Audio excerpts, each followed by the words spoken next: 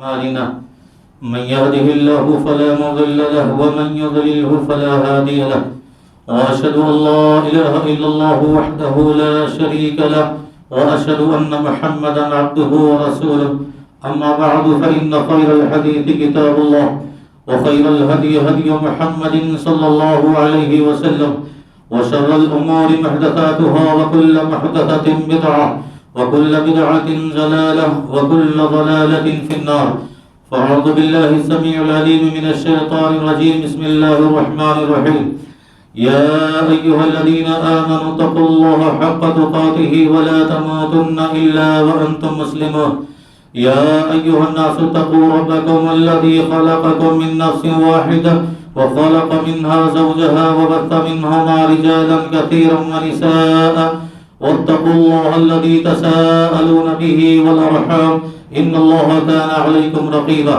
يا أيها الذين آمنوا اتقوا الله وقولوا قولا سديدا يصلح لكم أعمالكم ويغفر لكم ذنوبكم ومن يطع الله ورسوله فقد فاز فوزا عظيما وقال الله عز وجل بسم الله الرحمن الرحيم إنما المؤمنون إخوة فأصلحوا بين أخويكم واتقوا الله لعلكم ترحمون. سب سے پہلے تمام قسم کی حمد و ثنا بڑائی کی بریائی اور بزرگی وہ صلی اللہ عز و جل کے لیے لائق و زیبا ہے جس نے ہمیں اور آپ کو اس دنیا میں پیدا فرمایا. بے شمار درود و سلام نازل ہو تمام نبیوں پیغمبروں اور رسولوں پر خصوصاً تاجدار مکی و مدنی احمد مصطفیٰ محمد مصطفیٰ صلی اللہ علیہ وسلم پر. حضرات، خطبہ مسنونہ کے بعد سورہ حجرات کی جو آیت پڑھی گئی ہے، اس آیت میں رب العزت نے تمام اہل ایمان کے درمیان اخوت و بھائی چارگی کا رشتہ بتلایا ہے کہ ایک مومن مومن کا بھائی ہے، ایک مسلمان مسلمان کا بھائی ہے، اور اس بھائی چارگی کو رب العزت نے اپنی ایک عظیم نعمت قرار دی. جب اللہ نے یوں فرمایا کہ وَاذْكُرُوا اللَّهَ وَاذْكُرُوا نِعْمَةَ اللَّهِ إِذْ كُنْتُمْ أَعْدَاءً فَأَلَّفَ بَيْنَ قُلُوبِكُمْ فَأَصْبَحْتُمْ بِنِعْمَتِهِ إِخْوَانًا. میرے بندو یاد کرو جب تم آپس میں ایک دوسرے کے جانی دشمن تھے، اسلامی تعلیمات کے ذریعہ اپنی نعمت سے ہم نے تمہیں بھائی بھائی بنا دیا، تم آپس میں باہم شیر و شکر ہو گئے. ایک مسلمان کا تعلق ایک مسلمان سے کیسا ہونا چاہیے، ایک مومن کا رشتہ ایک مومن سے کیسے ہونا چاہیے، شریعت نے بہت ساری مثالیں دے کر ہمیں اور آپ کو سمجھانے کی کوشش کی ہے. پیغمبر جناب محمد رسول اللہ صلی اللہ علیہ وسلم نے ایک یوں مثال دی کہ مومنوں کی مثال ایک عمارت مکان اور گھر کی طرح ہے. جیسے ایک اینٹ دوسری اینٹ سے ملی ہوتی ہے، ایک اینٹ دوسری اینٹ کے قریب ہوتی ہے، ایک اینٹ دوسری اینٹ سے دلچسپی اور لگاؤ رکھتی ہے، ایک اینٹ دوسری اینٹ کو طاقت اور قوت پہنچاتی ہے، ایسے ہی ایک مسلمان دوسرے مسلمان سے لگاؤ رکھتا ہے، ایک مسلمان دوسرے مسلمان سے دلچسپی رکھتا ہے، ایک مسلمان دوسرے مسلمان کے قریب ہوتا ہے، ایک مسلمان دوسرے مسلمان کو قوت اور جو ہے طاقت عطا فرماتا ہے. اسی طرح اللہ کے نبی نے فرمایا المؤمن للمؤمن کالبنیان یشد بعضہ بعضا. ایک مومن مومن کے لیے عمارت کی طرح ہے جو بعض حصے کو طاقت پہنچاتے ہیں. دوسری مثال پیغمبر صلی اللہ علیہ وسلم نے فرمایا کہ مومنوں کی مثال ایک جسم کی طرح ہے. مثل المؤمنین فی توادہم وتراحمہم وتعاطفہم کمثل الجسد. کہ مومنوں کی مثال رحم و کرم کے معاملے میں، دلچسپی کے معاملے میں، آپس میں معافی اور تلافی کے معاملے میں، آپس میں غمخواری کے معاملے میں ایک جسم کی طرح ہے. اذ اشتكى منه عضو تداعى له سائر الجسد في السهر والحمى. کہ جسم کے جب کسی ایک حصے کو تکلیف ہوتی ہے تو درد سے پورا جسم تڑپ اٹھتا ہے. ذرا سوچو کہ آنکھوں میں تکلیف ہو، ہاتھوں کا کیا قصور ہے، پیروں کا کیا قصور ہے، لیکن آنکھوں میں کیا تکلیف آئی کہ ہماری رات کی نیندیں حرام ہو جاتی ہیں. ذرا سی کان میں کیا تکلیف ہوئی، پورا جسم ہمارا درد سے تڑپ اٹھتا ہے.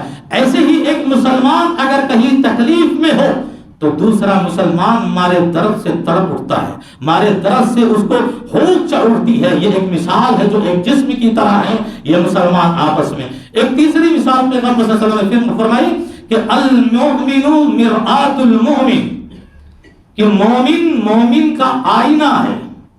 یہ حدیث ابو داؤد شریف کی ہے اور یہ حدیث جوامع الکلم میں شمار ہوتی ہے۔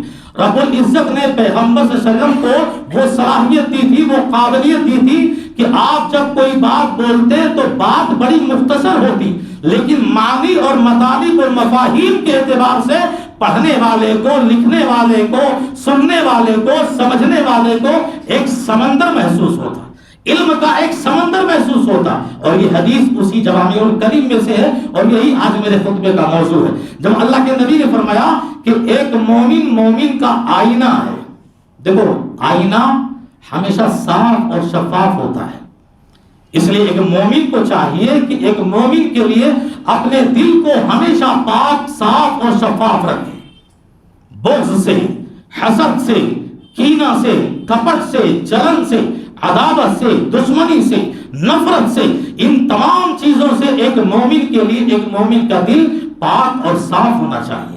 پیغمبر صلی اللہ علیہ وسلم نے ارشاد فرمایا ایاکم الحسد فإن الحسد یأکل الحسنات کما تأکل النار الحطب، کہ لوگوں حسد سے، بغض سے، جلن سے، نفرت سے اپنے دلوں کو ہمیشہ بچائے رکھو، اس لیے کہ یہ وہ عظیم برائی ہے جو تمہاری نیکیوں کو ایسے کھا جاتی ہے جیسے جلتی ہوئی آگ لکڑیوں کو کھا جاتی ہے۔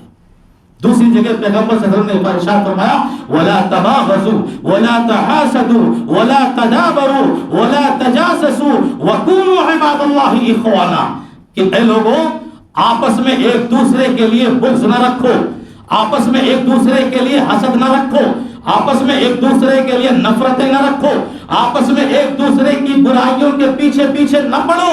وَكُونُوا عِبَادَ اللَّهِ إِخْوَانًا، تم سب اللہ کے بندے ہو اور مومنین ہو، آپس میں بھائی بھائی ہو جاؤ، آپس میں بھائی بھائی ہو جاؤ۔ اخوت و بھائی چارگی کی یہ مثال اپنے آپ میں ایک ہے۔ اسی طرح آپ دیکھو جب مومن کا آئینہ ہے تو آئینہ ہمارے اور آپ کے داغ اور کمزوری کو بتاتا ہے۔ آئینے کے سامنے کھڑے ہوں گے تو چہرے پہ جو داغ ہے، چہرے میں جو کمی ہے، وہ آئینہ ہمیں اور آپ کو دکھاتا ہے۔ ہم کبھی یہ سوچتے ہیں کہ جب مومن ہمارے لیے آئینہ ہے تو ہم کسی سے کسی پوچھیں ہمارے اخلاق کیسے ہیں، ہمارے کردار کیسے ہیں، ہمارے کیریکٹر کیسے ہیں، ایسا ہونا چاہیے۔ اور ہوتا کیا ہے کہ آدمی اپنے آپ میں بزی ہوتا ہے، میں یہ کرتا ہوں، میں وہ کرتا ہوں، میں یہاں دیتا ہوں، میں یہاں لیتا ہوں، خود کی تعریف میں ساری زندگی الجھا ہوا ہے۔ یہ شیطان کا بہت بڑا دھوکہ ہے۔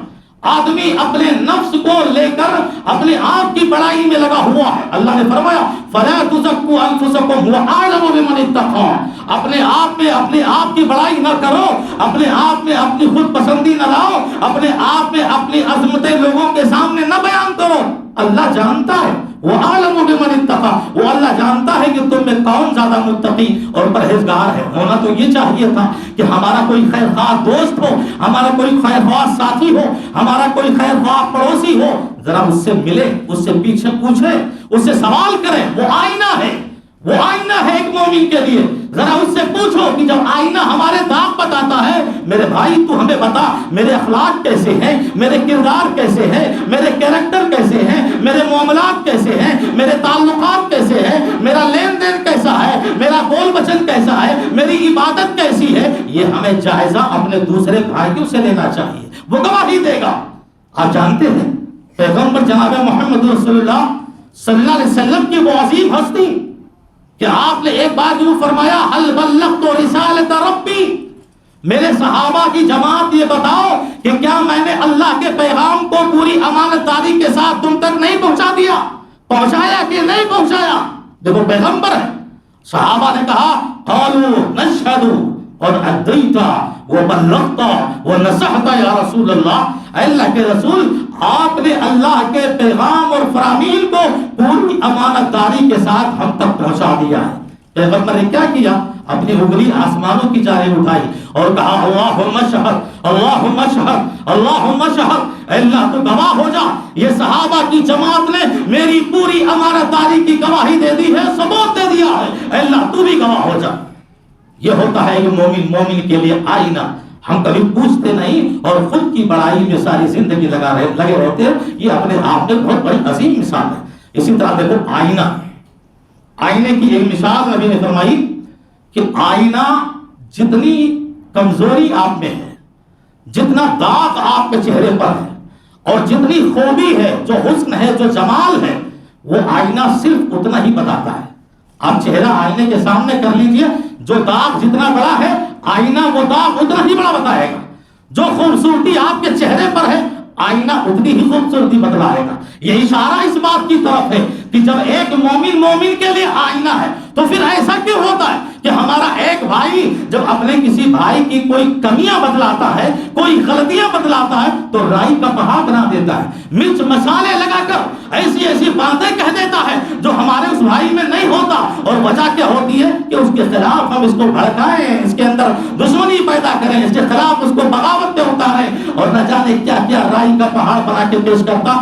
کمیوں کو تو اتنا بڑھا دیتا ہے کہ پہاڑ بنا دیا، اور جب خوبیوں کو بیان کرنا ہو، اپنی خوبی ہو تو کوئی انتہا نہیں، اپنی بڑائی ہو تو کوئی اس کی سرحد نہیں، اور جب اپنے بھائی کی کبھی خوبی بیان کرنی ہو، بڑائی بیان کرنی ہو، بخیلی ہے، کنجوسی ہے، زیادہ بیان کریں گے اس کی خوبیوں کو، ایسا نہ ہو کہ اس کی عزت سماج میں اور بڑھ جائے، ایسا نہ ہو کہ اس کی عزت دوسرے بھائی کی نگاہ میں اور بڑھ جائے۔ تو آئینہ ہمیں یہ بتلاتا ہے کہ جتنی کمیاں ہیں اتنا ہی سامنے بتلایا جائے، اور جتنی خوبیاں ہیں اتنی ہی خوبیاں اپنے بھائی کے سامنے کسی کی بیان کی جائے، نہ گھٹایا جائے اور نہ ہی بڑھایا جائے۔ یہ مومن کی اپنی جگہ پر ایک بہت بڑی شان ہے، اور یہ کمیاں سماج میں، معاشرے میں ہم اور آپ اکثر و بیشتر دیکھتے ہیں۔ اور دیکھو آئینے کی ایک مثال کہ آئینہ آپ کی کمزوری صرف آپ کو بتاتا ہے، آپ کا عیب صرف آپ کو دکھاتا ہے۔ آئینہ ہے، آپ کھڑے ہو جائیے، آپ کے چہرے پر جو کمزوری ہے، جو عیب ہے، آپ کو بتا دے گا۔ اب اگر آپ وہاں سے ہٹ جائیں، کوئی دوسرا شخص آ کے اسی آئینے کے سامنے کھڑا ہو جائے، وہ آئینہ یہ نہیں بتائے گا کہ اس سے پہلے کوئی اور آیا تھا، اس کے چہرے پر یہ داغ تھا۔ یعنی وہ آپ کی کمزوری آپ تک ہی محدود رکھتا ہے، وہ آئینہ کبھی دوسروں کے سامنے آپ کی کمزوری بیان نہیں کرتا۔ تو جب ایک مسلمان کے لیے آئینہ ہے تو وہ اپنے مسلمان بھائی کی کمزوریوں کو، اس کے عیب کو لے کر ساری انسانیت میں کہتا ہوا پھرتا ہے اور اسے ذلیل اور رسوا کرتا ہے۔ یہ مومن کی شان نہیں ہے کہ آپ کسی کے عیب کو دیکھیں، کسی کی کمزوری کو دیکھیں اور جائیں آپ اس کو چوراہے پر اس کی عزت کو نیلام کریں اور یہی بیان کرتے پھریں۔ شریعت نے اسی کو غیبت کہا ہے، شریعت نے اسی کو غیبت کہا ہے۔ اگر آپ کو اپنے بھائی کے لیے ہمدردی ہے، آپ کو اپنے بھائی سے محبت ہے، تو اس کی خامیوں کو، اس کی غلطیوں کو اس کے سامنے جا کر بیان کریں۔ بھائی یہ غلطی آپ کے اندر ہے، آپ اس کی اصلاح کر دیجئے۔ اگر آپ ہمدرد ہیں اس کے، اور اگر آپ ہمدرد نہیں ہیں تو آپ پورے سماج میں اس کی بے عزتی یوں کرتے پھریں گے۔ اور اسی کو پیغمبر صلی اللہ علیہ وسلم نے شریعت کی نگاہ میں غیبت کہا ہے، اور غیبت کتنا بھیانک جرم ہے۔ اللہ نے خود فرمایا یا ایھا الذین آمنوا لا یغتب بعضکم بعضا ایحب احدکم ان یاکل لحم اخیہ میتا فکرہتموہ، کہ لوگوں تم ایک دوسرے کی غیبت بیان کر کے اسے سماج میں ذلیل نہ کیا کرو۔ کیا تم پسند کرتے ہو کہ تم اپنے مرے ہوئے بھائی کا گوشت کھاؤ؟ ہرگز نہیں۔ مردار بھائی کے گوشت کو کھانے کے مانند قرار دیا گیا، یہ وہ عظیم گناہ ہے، اور آدمی آج اسی سے نہیں بچ رہا ہے۔ معراج والی مشہور حدیث میں پیغمبر صلی اللہ علیہ وسلم نے جہاں لوگوں کو بہت ساری سزاؤں میں مبتلا دیکھا، کچھ لوگوں کو دیکھا کہ جن کے ناخن تانبے کے ہیں، اور وہ ناخن تانبے کے جو بہت سخت ہیں، اور وہ اپنے ہی ناخن سے اپنے ہی چہروں کو نوچ رہے ہیں، اپنے ہی جسم کی گوشت کو نوچ رہے ہیں اور نوچ کے کھا رہے ہیں۔ پیغمبر نے پوچھا جبرائیل آخر یہ کون لوگ ہیں جن کو اتنی بھیانک سزا مل رہی ہے؟ جبرائیل نے کہا ہم الذین یغبطون، یہ وہ لوگ ہیں جو دنیا میں غیبت کیا کرتے تھے، یہ وہ لوگ ہیں جو دنیا میں دوسروں کی عزتوں کو نیلام کرتے تھے۔ ایک مومن کا آئینہ ہے، جب آئینہ تمہاری کمزوری کسی اور کو نہیں بتلاتا تو ایک مسلمان کا یہ حق نہیں ہے کہ وہ اپنے مسلمان بھائی کی کمزوریوں کو برسر چوراہا بتاتے چلے اور اس کی عزت کو نیلام کرتے چلے۔ یہ غیبت ہے میرے بھائیوں۔ اسی طرح آئینے کی ایک مثال اور آپ دیکھیے، آئینہ آپ کی کمزوری آپ کو بتاتا ضرور ہے، آپ کے اندر یہ عیب ہے، آپ کے چہرے میں یہ کمی ہے، آپ کے چہرے پر یہ داغ ہے، وہ بتاتا ضرور ہے، لیکن آئینہ کبھی آپ کو ذلیل نہیں کرتا، آئینہ کبھی آپ کو رسوا نہیں کرتا۔ یہ اشارہ اس بات کی جانب ہے کہ اگر کسی مسلمان بھائی کے اندر کوئی کمی ہے اسے ذلیل نہ کرو۔ پیغمبر نے فرمایا بحسب امرئ من الشر ان يحقر اخاه المسلم، کہ سماج کے اندر کسی انسان کے برا ہونے کے لیے یہی کافی ہے کہ وہ اپنے بھائیوں کو ذلیل کرتا پھرے، اپنے بھائیوں کی حقارت بڑی نگاہ سے دیکھے۔ پیغمبر صلی اللہ علیہ وسلم نے فرمایا کہ آئینہ جب تمہیں ذلیل نہیں کرتا تو تم مسلمان آئینے کے مانند ہو، تم کسی کی کمزوریوں کو بیان کر کے اسے ذلیل نہ کرو، اسے اکیلے بلا دیا کرو، اسے سمجھا دیا کرو۔ تمہارے اندر یہ غلطی ہے، بھری مجلس میں اسے ذلیل نہ کرو۔ ایک آدمی کی اپنی عزت نفس ہوتی ہے، اگر وہ غلط کام بھی کر رہا ہے تو سمجھانے کا ایک انداز ہونا چاہیے۔ آپ بھری مجلس میں اگر آپ نے اس کو کہہ دیا تو اس کی عزت کو ٹھیس پہنچتی ہے۔ غلط کام ہی کر رہا ہے، برا کام ہی کر رہا ہے، لیکن وہ اپنی خیرت کو، دعوت کا یہ اسلوب نہیں، ادعو الی ربک بالحکمت، حکمت سے بلاؤ، حکمت سے تربیت کرو، عقل مندی سے کرو، ہوشیاری سے کرو۔ وہ آدمی کس مزاج کا ہے ہمیں پتہ نہیں، اور بھری مجلس میں ہم نے اس کی کمزوری کو بیان کر کے اسے ذلیل کر دیا، اسے رسوا کر دیا۔ ہو سکتا ہے کہ وہ اپنی اصلی تعلیمات سے، اسلامی تعلیمات سے اور زیادہ بھاگتے ہوئے چلا جائے، ہٹ جائے، وہاں سے دور ہو جائے، اس کو نفرت ہونے لگے، اس کو دشمنی ہو جائے۔ ایسے انداز میں دیکھو پیغمبر صلی اللہ علیہ وسلم کی تربیت کا یہ انداز ہوتا تھا کہ کسی صحابی کی کوئی شکایت آتی کہ فلاں صحابی نے یہ غلط کیا ہے، فلاں صحابی کو ایسا نہیں کرنا چاہیے، کوئی بھی شکایت کسی صحابی کے سلسلے میں آتی تو آپ صلی اللہ علیہ وسلم کے سامنے شکایت تو نام لے کر آیا کرتے تھے لوگ، لیکن جب آپ نصیحت کرتے تو کسی کا نام، وہ صحابی کا نام لے کر نصیحت نہیں کرتے، وہ صحابی کا نام نہیں لیا کرتے، منبر پر کھڑے ہو جاتے اور باقاعدہ آپ عظیم نصیحت فرماتے، ما بال اقوام یفعلون کذا و کذا، کیا ہو گیا ہے لوگوں کو، کیا ہو گیا ہے ساتھیوں کو، کیا ہو گیا ہے دوستوں کو، وہ ایسی ایسی غلطیاں کر رہے ہیں، وہ ایسے ایسے کام کر رہے ہیں۔ تو ذرا سوچو، مجلس میں جس کے پاس کوئی غلطی نہیں ہوتی تو اسے کوئی پرواہ نہیں، لیکن جو غلطی کرنے والا انسان ہوتا فوراً وہ سمجھ جاتا اور اپنی غلطی کی وہ اصلاح کر لیتا اور اپنی غلطی کو درستی کر لیتا۔ یہ انداز تربیت نبوی تھا جس سے کسی مسلمان کو ٹھیس نہیں پہنچتی تھی۔ تو مسلمان کے لیے آئینہ ہوتا ہے۔ اور ایک دوسری صفت کہ آئینہ ظاہری چیز کو بتلاتا ہے، باطنی چیز نہیں بتاتا۔ یعنی آپ آئینے کے سامنے کھڑے ہو جائیے، ظاہری طور پر وہ آپ کو بتائے گا آپ کے چہرے پر یہ داغ ہے، آپ کے بال اتنے بڑے ہیں، آپ کی مونچھیں اتنی بڑی ہو گئی، آپ ایسے لگتے ہیں، آپ اچھے لگتے ہیں، آپ برے لگتے ہیں۔ ظاہری طور پر آپ کا لباس اچھا ہے، آئینہ سب کچھ بتا دے گا آپ کیسے ہیں، لیکن آپ کے دل میں کیا ہے وہ آئینہ نہیں بتاتا۔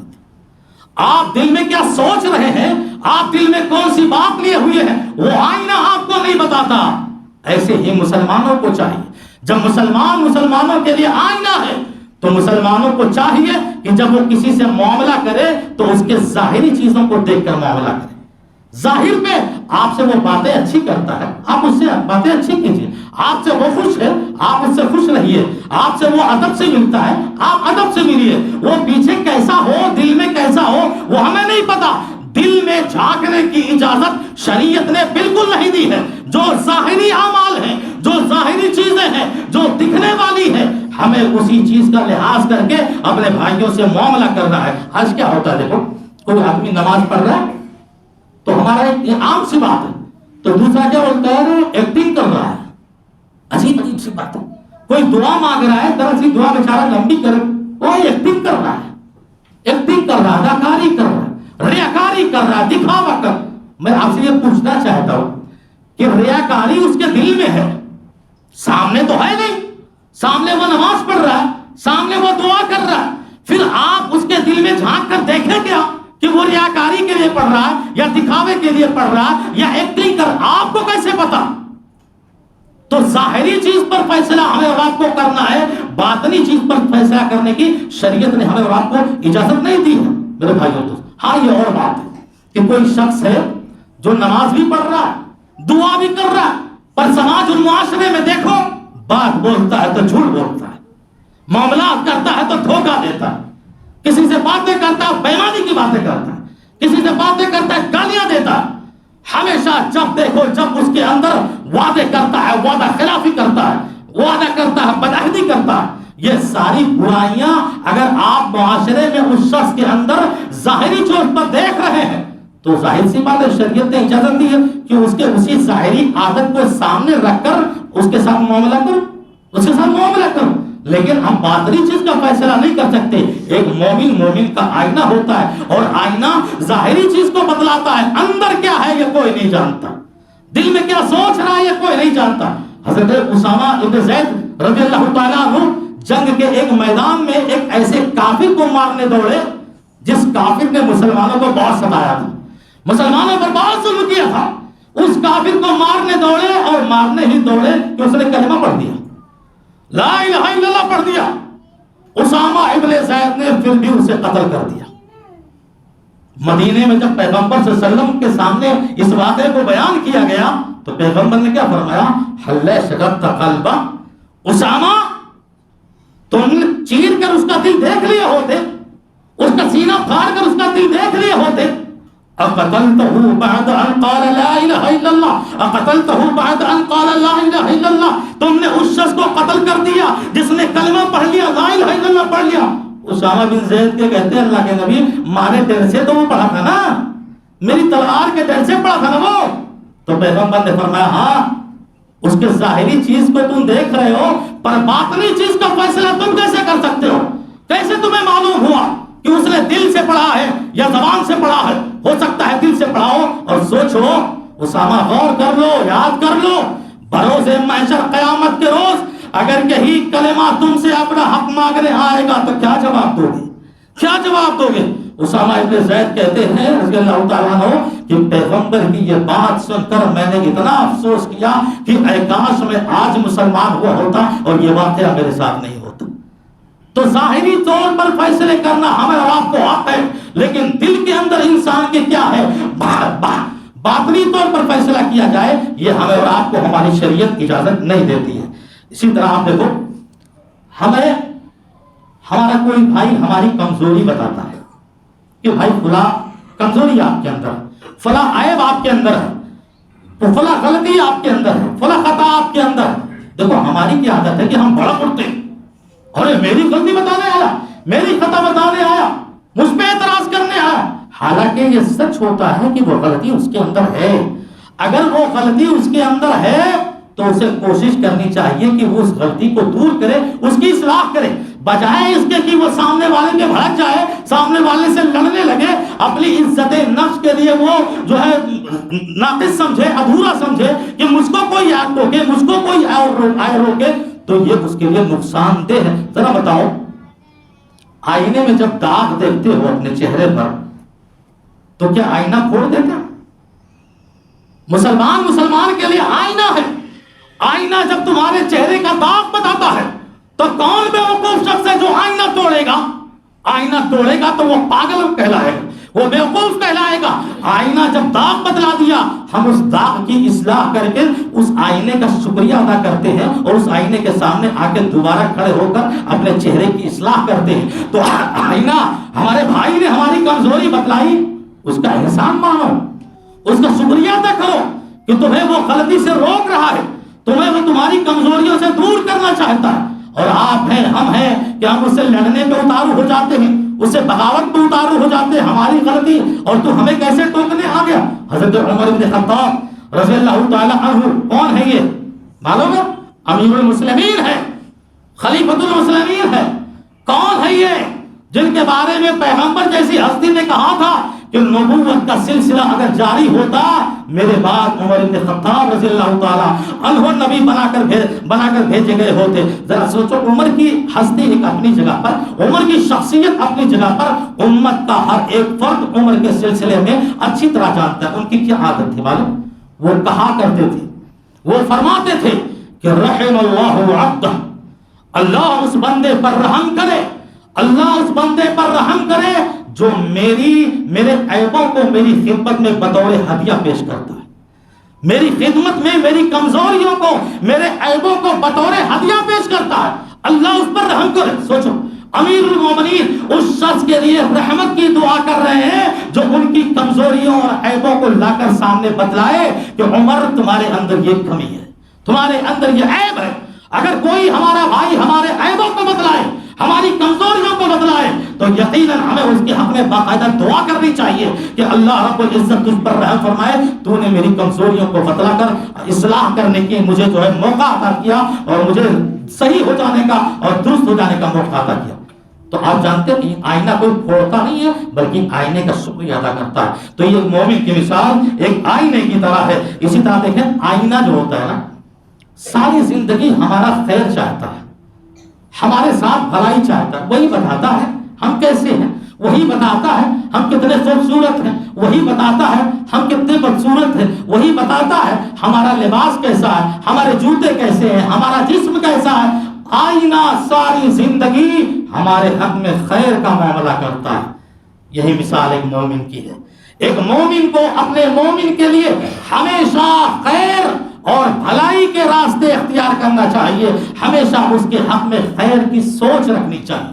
ذرا سوچو، آپ خطبے کے آخر میں، اور یہی نقطہ ہے جس کی وجہ سے میں نے یہ پورا موضوع منتخب کیا ہے. ایک مومن کے لیے ہمیشہ خیر ہوتا ہے، ہمیشہ بھلائی چاہتا ہے اور اس کے حق میں بھلائی کی امید کرتا ہے. اگر زندہ ہے، کائنات کے کسی بھی زمین پہ ہو اور زمین کے کسی بھی ٹکڑے اور حصے پر ہو، اگر وہ مومن ہے، اگر وہ کلمہ گو ہے، تو ہمارا حق ہے کہ ہم اپنی دعاؤں میں اس کو ہمیشہ شامل رکھیں، ہمیشہ اس کی کامیابی اور اس کی ترقی کے لیے دعا کریں. اگر کہیں مسلمان مظلوم ہے، اگر کہیں ستایا جا رہا ہے، کھل کر نہیں بولتا پر اشارے سے سمجھ لو، دنیا کے کسی بھی خطے میں اگر مسلمانوں کے بچے مارے جا رہے ہیں، اگر ان کی بیویوں کو بیوہ کیا جا رہا ہے، اگر بچے یتیم ہو رہے ہیں، اگر نوجوانوں کو مارا جا رہا ہے، ان کے خون بہائے جا رہے ہیں، افسوس نہ کرو، کبیرہ خاطر نہ ہو.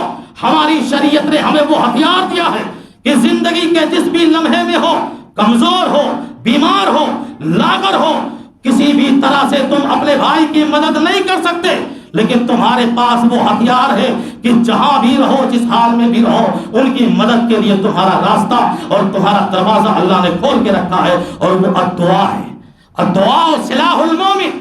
اپنی دعاؤں میں، انفرادی دعاؤں میں ہمیشہ اس بات کو یاد رکھو، اور خصوصاً گزرے ہوئے ان حالات میں، ان لمحات میں یہ دعائیں کرتے رہو کہ اللہ جہاں بھی دنیا مسلمان مظلوم ہے دنیا کے اندر، تو ان کی فرشتوں کے ذریعہ مدد فرما، تو ان کی غیبی مدد فرما.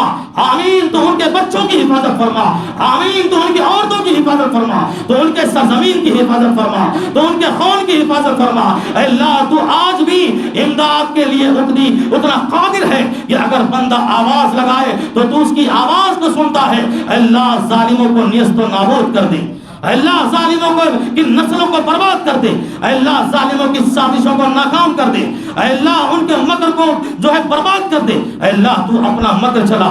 اے اللہ تو اپنی چال چلا. اے اللہ تو مسلمان جو مظلوم ہیں وہ ان کی کسی بھی ناحیے سے مدد فرما. اور اللہ ظالموں کو اسی دنیا میں سبق دے دے. یہ وہ دعا ہے جو ہم آج بھی زندہ رہتے ہوئے اپنے زندہ بھائیوں کے لیے، جو اخوت و بھائی چارگی کی ایک تعلیم ہے کہ جہاں بھی ہو وہ ہمارا بھائی ہے، اگر وہ پریشان ہے ہمارا حق ہے یہ دعا میں اس کو یاد رکھیں. اللہ سرزمین کے اوپر جتنے بھی مسلمان ظالموں کے شکار ہیں، اللہ تو ظالموں کو اچھا سبق دے اور مظلوموں کو ان کے ظلم سے نجات عطا فرما، جیسے تو نے فرعون کو، موسیٰ اور موسیٰ کے قوم بنی اسرائیل کو نجات دی تھی. اللہ تو ان پر جو ہے نجات دے دے ظالموں سے، ان مسلمانوں کو جو آج ستائے رہے ہیں، جو گھروں کو، ملکوں کو برباد کر رہے ہیں. اللہ تو اور ان کی سازشوں کو اس طرح ناکام کر دے کہ آنے والی سازشیں مسلمانوں کی نہیں دشمنوں کی اور ظالموں کی ساری نسل یاد رکھے کہ ایک کلمہ کو انسان پر شریعت نے جو یہ پیغام دیا،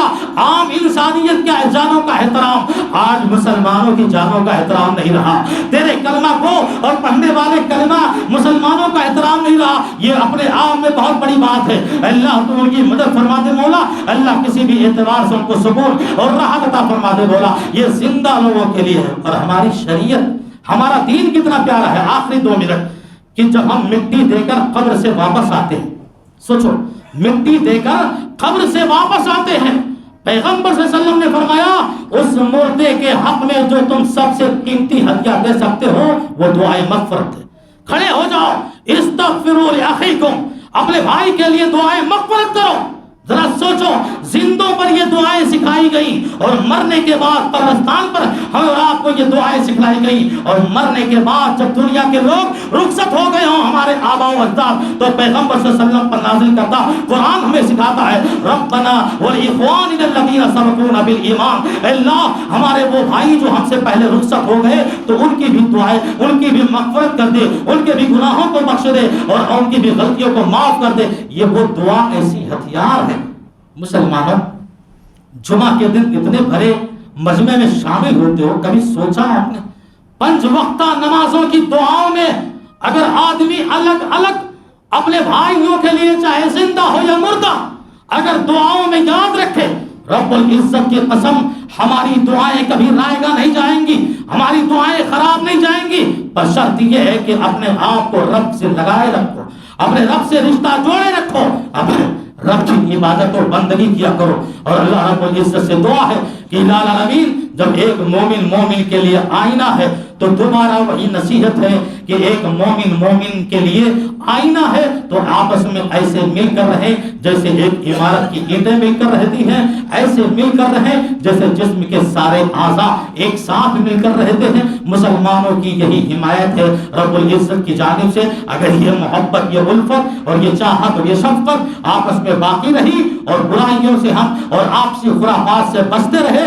اور ایک دوسرے کے حق میں خیر اور بھلائی چاہتے رہے تو انشاءاللہ اللہ کی نصرت آج بھی، اللہ کی مدد آج بھی آنے کو تیار ہے، آج بھی وہ مدد کے انتظار میں ہے، آج بھی وہ تعاون کے انتظار میں ہے، بس اسی انتظار میں ہے کہ میرا بندہ مجھ سے اپنے رشتے جوڑ لے اور میری تعلیمات پر عمل کرے۔ اللہ رب العزت جب تک ہمیں اس دنیا میں زندہ رکھے، ایمان کی اور اسلام کی تعلیمات پر زندہ رکھے، ہماری موت اور خاتمہ ہو ایمان بالخیر پر ہو۔ وآخر دعوانا الحمدللہ رب العالمین۔